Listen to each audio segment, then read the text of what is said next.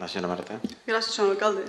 Bé, com que anem a la línia de l'atur, a mi sí que m'agradaria fer una reflexió a l'equip de govern, perquè vaig veure l'altre dia que varen publicar una nota de premsa on hi havia unes xifres que jo crec que no s'ajusten a la realitat. En esta nota de premsa, que és del 24 de gener, GISC literalment diu Alchemesí cierra 2012 con 2.763 personas en paro, un 14,8% del total de la población registrada según el padrón municipal entre 16 i 65 anys. Les xifres de l'atur i els percentatges no es trauen sobre el padró municipal, es trauen sobre el total de la població activa. És a dir, la gent que està entre 16 i 65 anys és gent que està en edat de treballar, però no tota la gent que està entre 16 i 65 anys està buscant una feina, perquè hi ha molta gent entre 16 i 25 anys que està estudiant i per tant no són població activa. Hi ha moltes persones de menys de 65 anys que estan cobrant una pensió i que per tant no són població activa, i hi ha molta gent que simplement està en casa, com les mestresses de casa, i no busquen una feina i per tant no són població activa. Per tant, dir que al Algemesí tenim un 13,6% de paro de menors de 25 anys no és cert, perquè vostès han fet el càlcul sobre el padró municipal i no sobre la població activa. I a mi m'agradaria que no ens acusaren a nosaltres de manipular les xifres quan diguérem en el mes d'agost que el paro juvenil del Algemesí estava al voltant del 42%. Perquè sí que era cert en aquell moment que l'atur juvenil en Algemesí estava en el 42%.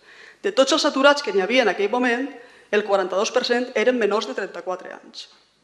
I avui, en desembre de 2012, el 39,7% és atur juvenil. És a dir, de tots els aturats que tenim avui en Algemesí, el 39,7% eren menys de 34 anys. I això se considera atur juvenil segons algunes empreses estadístiques.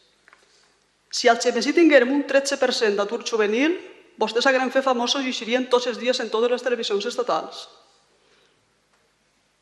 Això no és cert, que tenim un 13% d'atur juvenil al Algemesí. Perquè la taxa d'atur no se trau sobre el padró municipal, sinó sobre la població activa. I la població activa del Algemesí no coincideix en el padró municipal, perquè, com he dit abans, hi ha molta gent d'entre 16 i 34 anys o d'entre 16 i 65 anys que no busca una feina i, per tant, això estan exclosos a l'hora de treure aquests percentatges.